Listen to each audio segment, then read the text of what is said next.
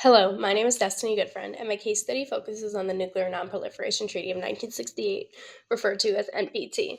This treaty is one of the most important agreements in international security history. Signed on July 1st, 1968 by the US, the Soviet Union, and the United Kingdom, the goal was simple but critical: to stop the spread of nuclear weapons, promote peaceful nuclear energy, and move toward disarmament under international oversight. In this presentation, I'll talk about how the treaty came to be, how the US government and the National Security Council helped shape it, and what agencies and allies were involved, and what lessons it still teaches us today about national security. The NPT was born out of Cold War fears and growing nuclear danger. After World War II, the US dropped atomic bombs on Hiroshima and Nagasaki, showing the world the destructive power of nuclear weapons. A few years later, the Soviet Union developed its own bomb, and both sides entered a dangerous arms race. By the early 1960s, the US and Soviet Union had thousands of nuclear weapons pointed at each other. The Cuban Missile Crisis in 1962 brought the world to the brink of war and made clear that the world needed new rules to stop the spread of these weapons. At the same time, other countries like India, Israel, and West Germany were developing the technology to make their own nuclear weapons. Experts worried that if nothing changed, dozens of countries might soon be armed with nuclear weapons.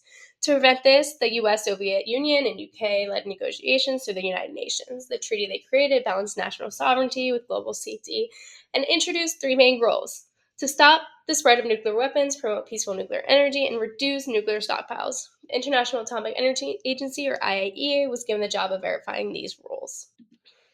The main problem that NPT addressed was the uncontrolled spread of nuclear weapons. Every new nuclear country increased the chance of conflict or accidents. For the US, this treaty was critical. It helped protect our allies, prevent arms races, and keep nuclear materials secure. It also gave the US a leading role in setting global security standards, showing that diplomacy could work even between rivals. The National Security Council played a big part in coordinating this effort. It brought together military, diplomatic, and intelligence leaders to make sure the treaty supported both peace and US security interests. The NPT also shaped later policies and treaties like SALT, START, and New START, each building on the foundation of reducing nuclear threats through cooperation and verification. The NPT succeeded because of teamwork between U.S. agencies, the National Security Council, and international allies.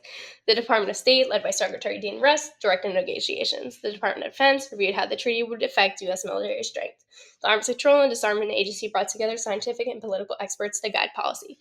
The CIA and other intelligence agencies monitored foreign nuclear activity to make sure no one was secretly developing weapons. The Department of Energy also provided the scientific background for verification and safety standards. America also worked closely with allies like the United Kingdom, Canada, Japan, and West Germany. Even the Soviet Union, our main rival, became a partner in making the treaty happen. The IAEA played a critical role in forcing the treaty through inspections. This cooperation showed that when agencies and allies work together under NSC leadership, the US can create lasting global solutions. For my structure and analytic technique, I use a timeline analysis to show how nuclear events before and after the NPT shaped global policy.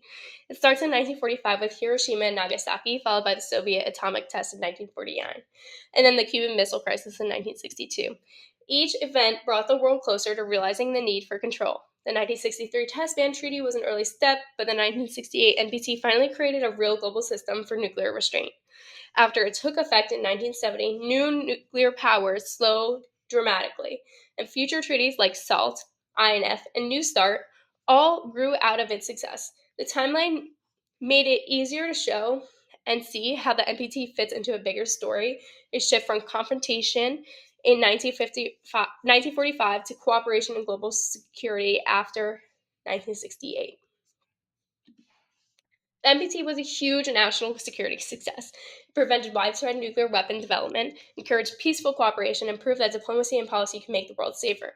President Lyndon B. Johnson and the National Security Council did an excellent job coordinating agencies like state defense and intelligence. The teamwork made sure the treaty didn't weaken U.S. defense but strengthened overall security. The biggest lesson from the NPT is that global problems require global partnerships. One country cannot solve these problems alone. Strong leadership, clear communication, and verified trust are key. Today, the treaty still matters, even as new issues like modernization, cyber threats, and nations outside the treaty create new challenges. The U.S. must keep leading, improving verification systems, and promoting diplomacy to protect both national and global security interests. I'm confident in the quality of the sources I use. They include research from the U.S. Department of State, the Arms Control Association, and the Council on Foreign Affairs, and the United Nations Office for Disarmament Affairs. These sources are reliable and fact-based, providing both historical information and policy insight. Even though some Cold War records are still classified, everything available supports the NPT's success. In closing, the Nuclear Proliferation Treaty of 1968 remains one of the greatest examples of how cooperation, intelligence, and diplomacy can protect the world from its most dangerous weapon.